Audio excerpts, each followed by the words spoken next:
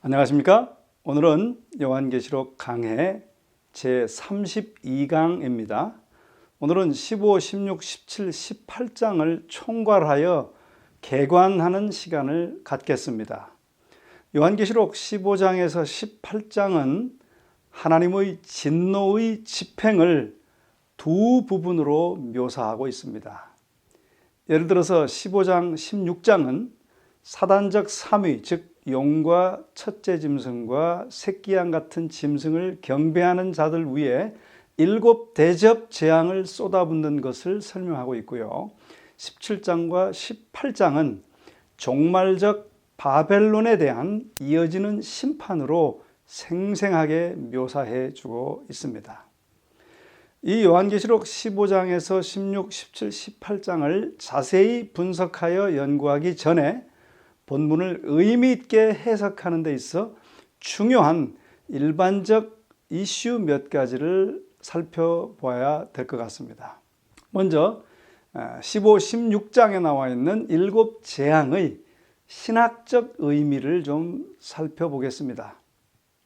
계시록 15장에서 18장은 12장에서 14장을 기반으로 하여 세워집니다. 우리 다 공부했죠? 계시록 12장의 중심 주제는 그리스도의 초림과 재림 사이에 사는 하나님의 백성을 파멸시키려는 사단의 노력을 조명해 주고 있습니다.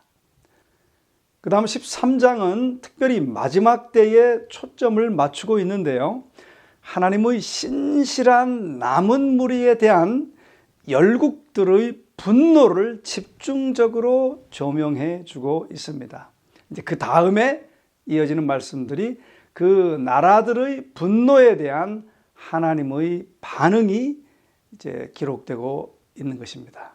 그 하나님의 반응은 첫째 15장과 16장에서 하나님의 진노가 사단적 삼위를 경배하는 자들과 추종자들 위에 7 대접 재앙을 쏟아부음으로써 집행될 것을 묘사해 주고 있고요.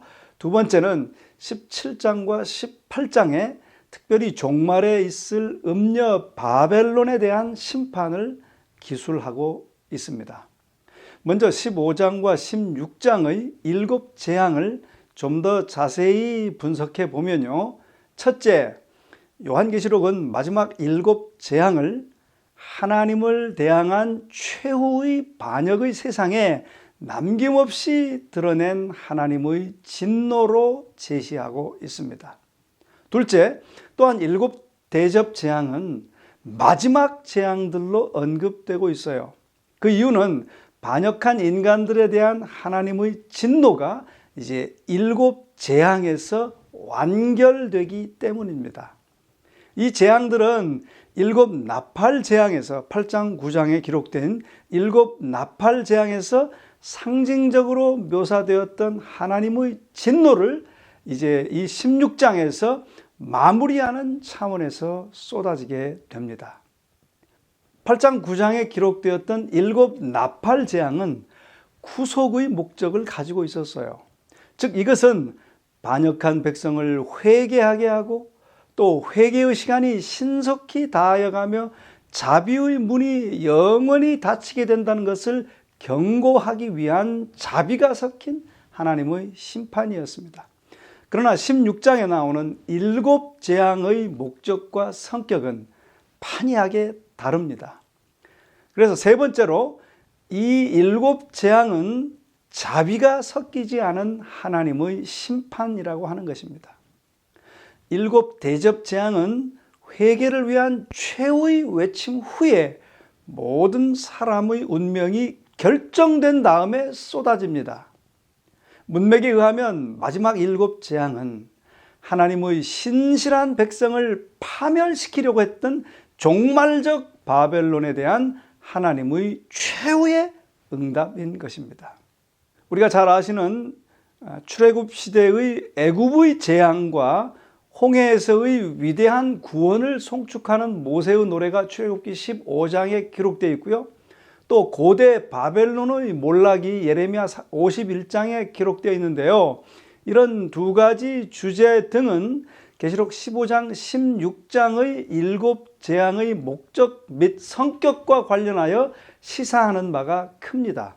왜냐하면 7대접 재앙들 중 첫 넷은 출애굽 시 애굽을 괴롭힌 재앙들과 현저한 유사점이 있습니다. 또 6제와 7째 재앙은 구약에 등장하는 고대 바벨론의 멸망이 모델이 되고 있습니다. 출애굽 시 애굽 땅에 재앙들이 내림으로 이스라엘은 애굽으로부터 구원받았으며 또한 유프라테스 강이 마름으로 고대 바벨론은 몰락하였고 이스라엘은 그 유랑에서 벗어나 고국으로 돌아가게 되었듯이 고대 출애굽 재앙과 고대 바벨론의 멸망으로부터 우리가 이 계시록에 배울 수 있는 것은 첫째, 마지막 7재앙을 쏟아붓는 목적도 하나님의 백성을 종말적 바벨론의 압제로부터 구원하는 것이라고 하는 것입니다. 또 두 번째로 또한 마지막 7재앙은 반역한 인간에게 내리는 하나님의 능하신 행위로 묘사되고 있다고 하는 것입니다. 그 재앙의 목적은 그분의 종말적 백성을 바벨론의 속박으로부터 해방시키고 그분의 원수들을 패배시키는 것입니다. 비록 애굽의 각 재앙이 바로의 고집과 그 마음의 완고함을 가중시켰을지라도 그와 그의 관원들은 그 재앙들이 하나님의 손가락에서 나왔음을 인정하지 않을 수 없었고 그 결과 이스라엘은 자유롭게 약속의 땅으로 갈 수 있었습니다. 마찬가지로 마지막 때 7재앙을 경험하는 반역한 인간들 또한 그것이 하나님의 능하신 행위임을 인정하게 되고 종말의 백성들은 구원받게 될 것입니다. 이 마지막 7재앙을 쏟아붓는 15장, 16장에 기록되고 있는 묵시는 15장부터 시작하는데 15장은 출애굽 장면에서 시작해요. 어떻게 시작하는가 하면 요한은 바벨론으로부터의 해방을 노래하며 유리바다 위에 서 있는 승리한 하나님의 백성을 묘사하므로 출애굽 주제를 소개하고 있는 것입니다. 그 하나님 백성이 부르는 노래는 15장 2절부터 4절 사이에 기록되어 있는데요. 모세와 어린 양의 노래라고 기록하고 있어요. 그러므로 고대 출애굽과 바벨론의 멸망으로부터 배울 수 있는 세 번째 교훈은 고대 이스라엘이 애굽인들의 압제하에서 받은 고통은 요한계시록에서 하나님의 종말적 백성이 바벨론 밑에서 받을 압제의 고통을 예시한다고 하는 것입니다. 또 네 번째는 애굽에 내린 재앙들이 그랬던 것처럼 마지막 7재앙은 복음을 거절하고 불경건한 삼위편에 서 있는 사람들의 강팍한 마음을 드러내는 것입니다. 계시록 16장의 본문에서 악인들은 3번이나 저들의 행위에 대하여 회개하기를 거절하는 모습이 기록되어 있어요. 다섯 번째 교훈은 종말 때 하나님의 진노가 집행되는 방식은 악인들이 하나님의 신실한 종말 때의 백성을 핍박하고 압제한 방식과 상응한다고 하는 것입니다. 즉 모든 나라를 그 음행으로 인하여 진노의 포도주를 먹이던 바벨론이 하나님의 맹렬한 진노의 포도주 잔을 이제 도리어 받게 된다라고 하는 것입니다.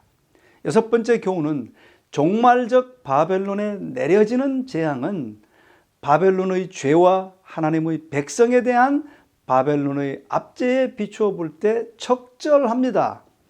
바벨론은 그가 뿌린 결과를 거둔다고 하는 것이죠. 계시록 18장 6절에 보면 그것을 그렇게 기록해 놓았어요. 그가 준 그대로 그에게 주고 그의 행위대로 갑절을 갚아주고 그의 섞은 잔에도 갑절이나 섞어 그에게 주라라고 계시록 18장은 기록하고 있습니다. 일곱 번째로 마지막 7재앙의 배경에 비추어 볼 때 15장과 16장 이곳에 사용된 출애굽 주제는 반역한 인간 위에 쏟아질 하나님의 최후의 진노의 긍정적 성격을 암시하고 있습니다. 신학자 비슬리 머레이는 이렇게 진술합니다. 고대 애굽 땅에 내린 여호와의 심판들은 마지막 때 짐승의 왕국에 내릴 더 큰 심판들에 대한 희미한 그림자에 불과하며, 마지막 때 어린 양의 구속은 고대 애굽으로부터의 이스라엘의 해방을 훨씬 능가한다. 즉 성도들이 부활의 영광을 기뻐하며 만국이 하나님께로 돌아와 노래한다라고 비슬리 머레이는 기록하고 있습니다. 심판과 구속이라는 고대 출애굽의 양면성은 계시록 15장 16장에서도 지속되는데요.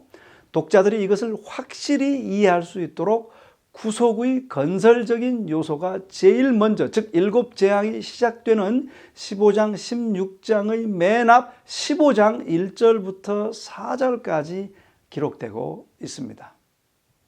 한스 라론델은 종말적 바벨론으로부터 당신의 백성을 최종적으로 해방시킬 하나님은 고대 애굽으로부터 역사적인 해방을 시키신 바로 그 하나님이시라는 사실에 주목하고 있습니다.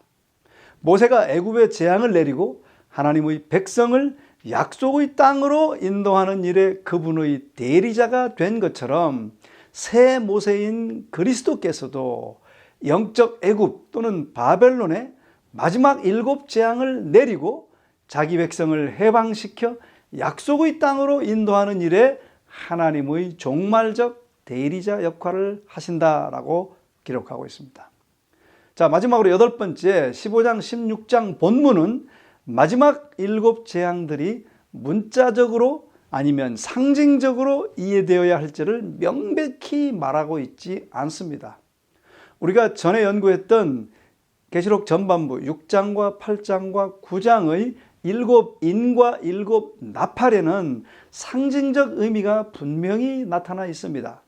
그러나 이 16장 본문의 첫 네 재앙들에는 어떠한 상징적 의미도 없어요. 따라서 첫 네 재앙들은 분명히 문자적인 것으로 이해되어야 하는 반면 첫 네 재앙들은 자연계에 내려진 재앙들이었고요. 마지막 세 재앙들은 인간계로 바뀌어지는데요. 이 마지막 세 재앙들은 그 재앙들의 영향력에 있어 영적으로 이해되어야 할 것입니다. 어찌됐든 문자적으로 의도되었든지 아니면 상징적으로 의도되었든지 마지막 재앙들은 악인들이 유해의 기간 끝에 겪어야 할 무서운 경험을 상징하고 있습니다. 자, 그러면 매우 중요하게 느껴지는 이 일곱 재앙이 내리는 시기는 과연 언제일까요? 첫 번째로 요한계시록 15장 7절과 8절은 일곱 재앙이 모든 사람의 영원한 운명이 결정되고 난 후의 시기를 다루고 있음을 명백히 드러냅니다.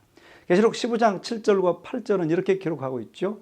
네 생물 중에 하나가 세세에 계신 하나님의 진노를 가득히 담은 금대접 일곱을 그 일곱 천사에게 주니 하나님의 영광과 능력을 인하여 성전의 연기가 가득 차게 되매 일곱 천사의 일곱 재앙이 마치기까지는 성전에 능히 들어갈 자가 없더라라고 기록하고 있어요. 자, 일곱 재앙이 시작되기 전 바로 전 구절인 이 부분에서 성전이 닫혀 아무도 능히 들어갈 수 없었다고 하였습니다. 따라서 하늘 성소의 중보는 끝났으며 더 이상 은혜의 시기는 없는 시기에 일곱 재앙이 내린다고 하는 것입니다. 자, 그렇다면 마지막 일곱 재앙이 내려야 하는 이유는 무엇인가요? 그것은 요한계시록의 근원적인 주제에서 발견됩니다. 즉 악인들은 하나님의 공의로운 심판을 받아야 한다는 것이죠. 계시록 6장 9절에 보면 다섯째 인을 떼는 장면에서 순교당한 성도들은 신원해달라고 부르짖고 있습니다. 그들의 부르짖음은 전 역사에 걸쳐 반역한 인간으로부터 구원해달라는 하나님의 백성의 오랜 기간의 탄원을 상징합니다. 그러므로 하나님의 최후의 진노인 일곱째 재앙이 쏟아져 내리는 시기는 압제받은 하나님의 백성의 탄원이 응답되는 시기가 될 것임을 말하고 있습니다. 악인들은 자신들의 죄에 마땅한 의로운 심판들을 겪어야 합니다. 그러나 그 재앙으로 인한 고통이 있다고 하여 그들이 그 악함에서 돌이키거나 회개하는 것은 아닙니다. 오히려 그들은 계속적으로 하나님을 대적하게 될 것입니다. 자, 이런 일곱째 재앙에 관한 내용들 가운데 중요한 것은 종말적 하나님의 백성들에게 특별히 중요한 게 있는데요. 그것은 계시록 15장에서 18장은 하나님께서 최후의 위기를 지배하고 계시며 땅에 거하는 자들에게 임할 역사상 가장 무서운 순간에도 자기의 신실한 백성과 함께 하시며 곁에 계실 것을 종말의 때에 사는 성도들에게 확증해 주고 있다는 것입니다. 라론데일 박사님은 그것을 이렇게 설명하고 있어요. 마지막 일곱 재앙이 두려울지라도 그것들은 하나님의 백성에게 위로와 확신의 기별을 전하고 있다. 애굽과 바벨론에서 고대 이스라엘을 구원하신 거룩한 구원자께서는 다시 개입하실 것이다. 그분은 당신의 새 언약의 남은 백성을 전 세계적인 종말적 애굽과 바벨론으로부터 구원하셔서 그들을 하늘의 새 예루살렘으로 반드시 데려가실 것이다 라고 말하고 있습니다. 자, 이제 일곱 나팔과 마지막 일곱 재앙을 잠깐 좀 비교해보는 그런 시간을 갖겠습니다. 요한계시록을 연구하는 학자들은 9장과 11장의 일곱 나팔과 15장, 16장의 일곱 재앙 사이에 있는 몇몇 현저한 유사점들을 보았습니다. 다음의 비교 도표는 이들 사이에 있는 자명한 평행구를 보여줍니다. 잠깐 살펴보시겠습니다.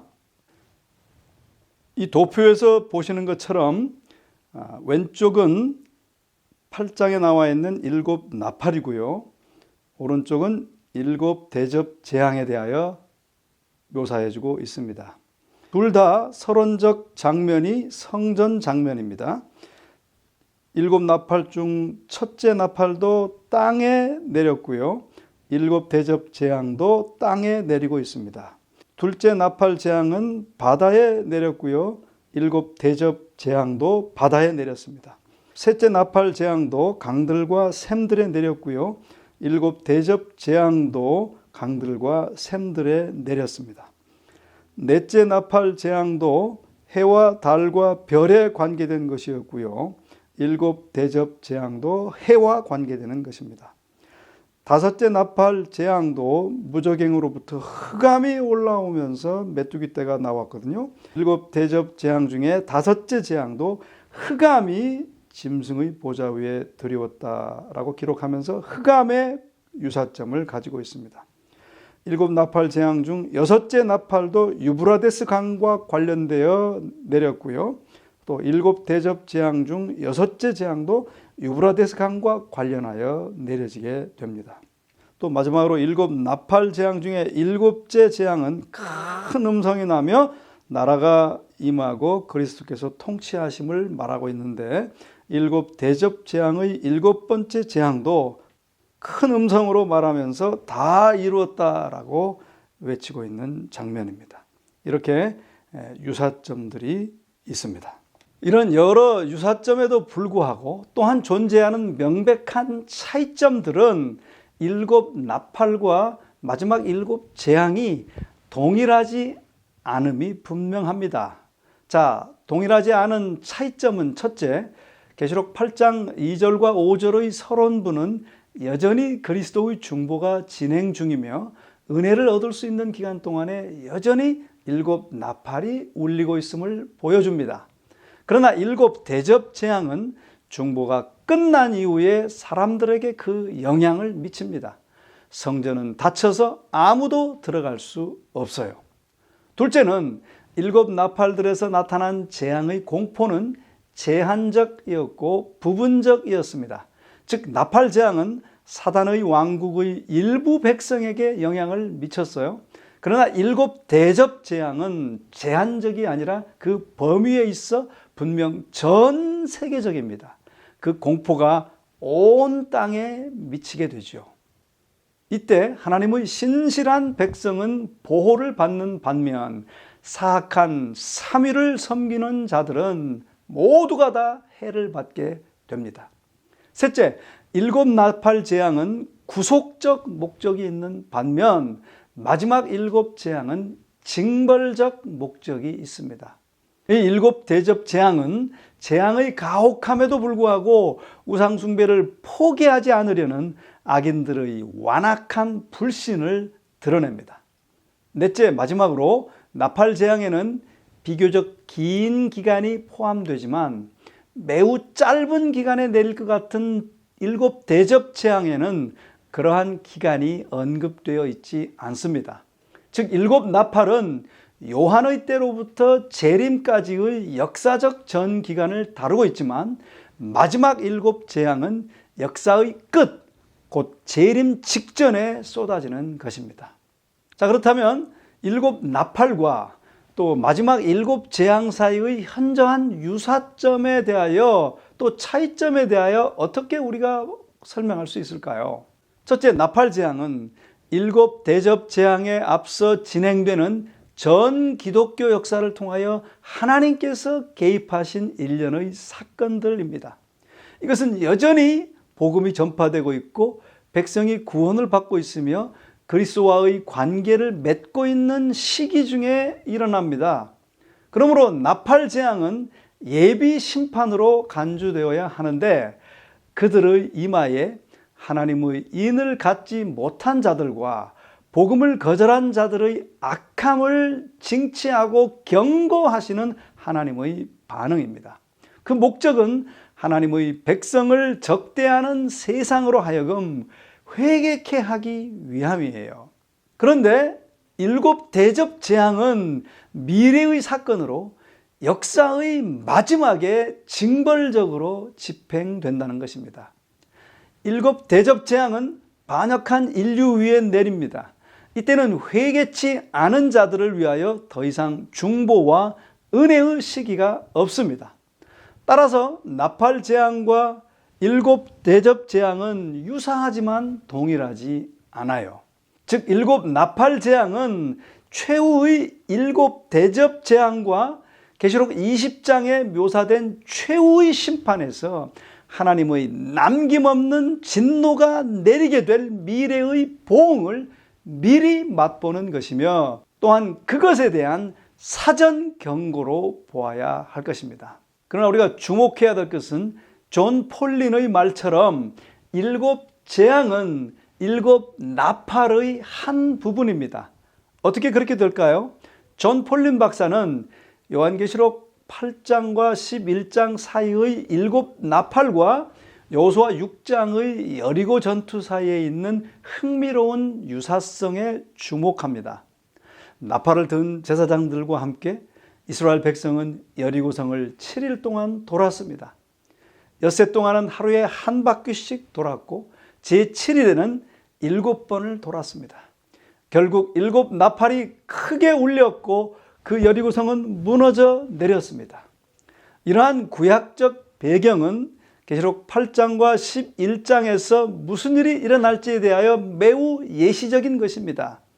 계시록에서 일곱 나팔을 부는 것은 여리고성에서 7번 나팔을 분 것과 유사합니다. 이러한 유추를 통하여 일곱 대접 재앙은 일곱째 나팔의 한 부분으로 이해되어야 합니다. 왜냐하면 일곱 재앙들은 분명히 일곱째 나팔을 불 때 선언된 것으로서 열국의 분노에 대한 하나님의 응답이기 때문입니다. 즉 11장 18절의 일곱째 나팔의 말씀처럼 땅을 망하게 하는 자들을 최종적으로 멸망시키는 것이기 때문에 일곱째 나팔과 일곱 재앙을 연결시켜서 이해하고 신학적으로 고찰하는 것은 대단히 중요한 발견인 것입니다. 어쨌든지 간에 하나님께서는 일곱 나팔을 통하여 예비적 심판을 우리에게 가르쳐 주셨고 그 예비적 심판들이 이미 있었습니다. 하나님께서는 이 가장 혹독한 인류 역사상 가장 가혹한 역사의 끝에 내려질 일곱 재앙에 관하여 우리에게 이렇게 분명히 가르쳐 주심으로 우리가 준비할 수 있고 또 그것을 알지 못하는 자들에게도 알릴 수 있도록 선포할 수 있도록 우리를 택하시고 이렇게 깨닫게 하심을 감사하십시다. 그리고 두려워하지 말고 말씀에 굳게 서고 이 분명한 선포의 말씀을 아직 모르는 자들에게 기쁨으로 또 간절한 마음으로 호소하게 되기를 주님의 이름으로 간절히 축원합니다. 감사합니다. 기도하시겠습니다. 사랑의 아버지 하나님, 우리들을 택하셔서 이 마지막 때에 일어날 일들을 소상하게 알게 하시니 감사합니다.